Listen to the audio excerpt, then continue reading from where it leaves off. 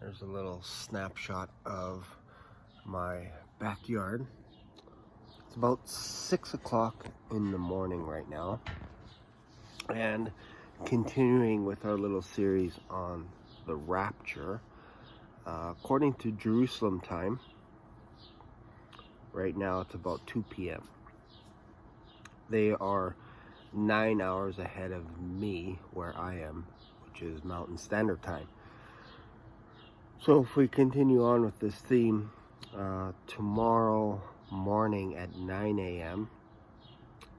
our time, Mountain Standard Time, 6 p.m. Jerusalem time, that would be when the rapture is. So you can basically say the countdown's begun 24 hours from now. Now, there are people, and this is actually quite amazing, that are mad that I'm making a video series like this. They're absolutely losing their mind, and they're Christians, so-called Christians. They're mad that I'm predicting an hour. They're mad that I'm that I'm saying the Lord is coming anytime, and they're mad at me for obviously naming a time, an hour, all this kind of stuff. They're just like, I've been called just about every name under the book, under the sun, I should say. And it's quite an interesting thing. So if you watch any of my videos and you look in the comments, man, all kinds like, are you saved? All this kind of stuff. And I find it fascinating that you can walk up to a person and say, you know what, brother, you shouldn't commit adultery. You shouldn't sleep with someone that's not your spouse. You shouldn't commit fornication. You shouldn't get drunk. You shouldn't be like an alcoholic, all this kind of stuff. You shouldn't practice fornication, whatever. Watch porn, all this. They will have it. They will have an excuse. But if you say something simple like, I am looking so forward to the Lord coming to get us, they get mad at you. They get mad at you. What's interesting, since I started this little series on Thursday,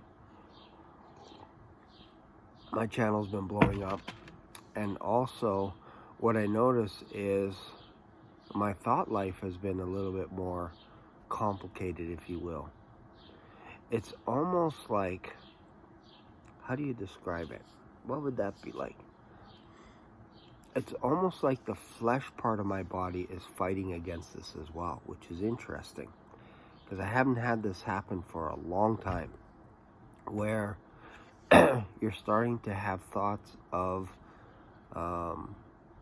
this is the last couple of days, if you will. You know, let's just say we're starting on Thursday of last week.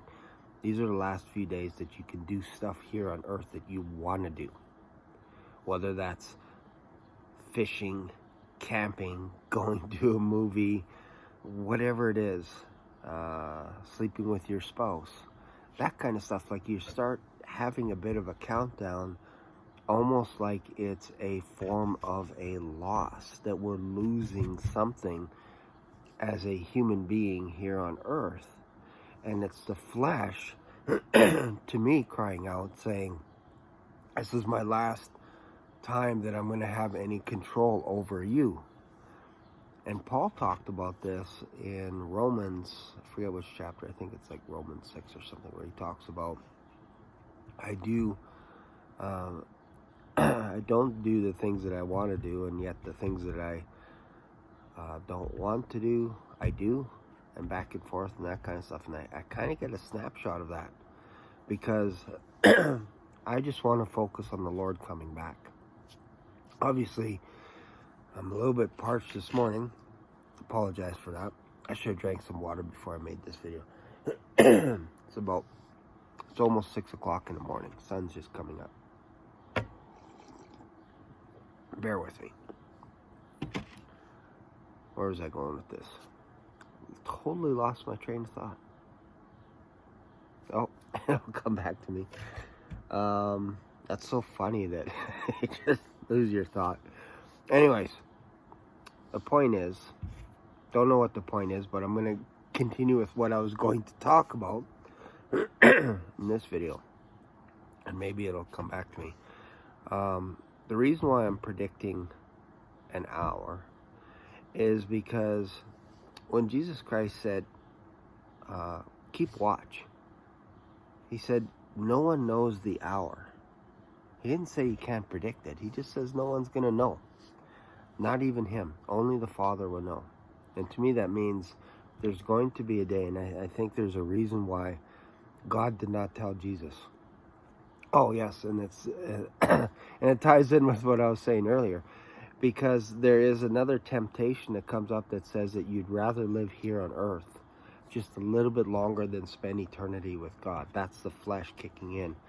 So maybe part of that is if God tells his son what hour, what time, there might be a little bit of pride kicking in. I don't know. Obviously, Jesus was sinless. But it just is interesting that as soon as you lock in a date, you get all these thoughts of, oh man, these are lots of last moments here on earth. It's kind of like on New Year's Day. I used to play a game where when you're playing ping pong, this is the first time I shut my friend down where he didn't score anything. This is the first game that I won of the year. For playing tennis, this is my first win of the year. This is the first time we played tennis this year. This is the first time we golfed this year. We do all this stuff, but when you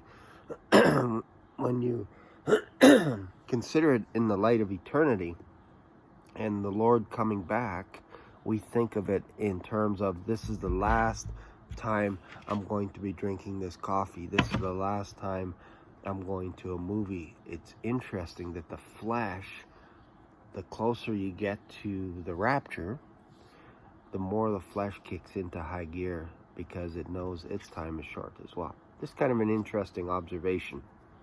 It's almost like when Paul was talking about we're not to be under the law, though not separate from the law. If that makes sense. I'm paraphrasing here. Meaning, if you're focused on the law, not breaking it, saying, man, I will never ever sin again. I will never watch porn. I will never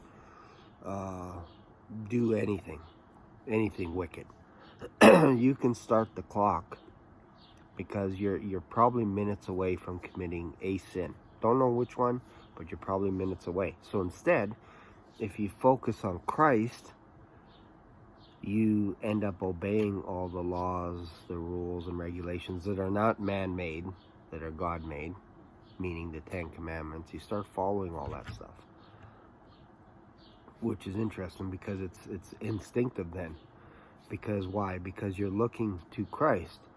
So when I pick an hour, Jesus shared a lot of parables about, one of them was when he went out into the field to find servants, and he hired someone in the morning, hired someone in the afternoon, and then he saw some people standing idly by, and he said, has anyone hired you, or why are you here? He's like, because no one hired me. It's like, okay, come and work. And that person only worked for an hour, and they got a full day's wage. So he talks about hour there, talks about time increments, and the other people were mad because they're like, we bore the heat of the day, and we get paid the same as this guy. The word hour is mentioned about 87 times in the Bible. In the Old Testament, the only place the word hour is mentioned a few times, 3 or 4 times, is in the book of Daniel. So 84 times, approximately, the word hour is mentioned in the New Testament, and most of the time it's about Jesus, talking about, this is not my time, this is not my hour, this is your hour. When he was being betrayed, he said, I've been with you basically in the temple all this time, and I never caused a tumult. I never caused riots or anything like this. You guys were there. You let me teach for 3.5 years, and now you're here with stabs, basically sticks, swords, all this kind of stuff. Why? Because this is your hour. This is your time. So I think when we're talking about hour, that no one knows the hour, no one knows the time, when the end is here. That's what Jesus is talking about. There's multiple verses in the book of Revelation about in the span of an hour. Babylon falls in the span of an hour. Do you think it's 60 minutes? I think it's just Babylon's time is over. I think Earth's time without God's rulership, that hour is done. So when I'm talking about hour, we're not talking about 60 minutes, okay? So just be aware of that. So when I'm saying I'm looking forward to Christ returning, and I put a time on it, I'm not putting a time limit. I'm saying he could arrive tomorrow in just over 24 hours. He could come to get us. This is not the day of the Lord. This is the Lord coming back to those that are in him, that are in Christ, that are believers, Christians. That's who he's coming back for. Then, one day in the future, when the Antichrist reveals himself, basically you can start another clock and say there's 7 years of tribulation. Then Armageddon right after that. So that's what I'm talking about when I say hour. It feels like this is the hour where we could be called up to the Lord. We could be raptured. That's what we're talking about. And this is for all my Rapturian friends out there. We coined a new term, Rapturian, meaning people that believe in the rapture. And this is what I'm talking about. And it's interesting, again, that people are upset that you're predicting a time when the Bible doesn't say that you can't. In fact, Jesus said, look up, keep watch, keep alert, because you don't know when that hour is. You don't know when that time is, when all these things are going to happen. That's what I'm talking about. So, that being said, hope you have a fantastic day. I hope you think about this stuff. I hope you prepare your heart as well, because again, the Lord could come today. He could come tomorrow. He can come a year from now, 10 years from now, 100 years from now. But it sure looks like it's very soon. It sure looks, especially when you read the Bible, it looks like it's imminent. It looks like the rapture is imminent. So, food for thought. Hope you got something out of this. Hope you're not offended. How can I apologize if you're offended? How can I apologize for looking forward to the day that Jesus returns? I look forward to that day. I can't wait for that to happen. I can't wait. Even if I'm wrong about timing and all this stuff, you think I'm going to worry about that and be upset? You got to be kidding me. So I hope you got something out of this. I hope it makes you reflect a little bit more today and think about, yeah, you know what? The Lord could come any moment. Am I ready? Am I ready? Are there things that I should be giving up? I'm not talking about quitting your job and selling everything you own. I'm talking about, maybe you're practicing fornication. Maybe you're dabbling into pornography.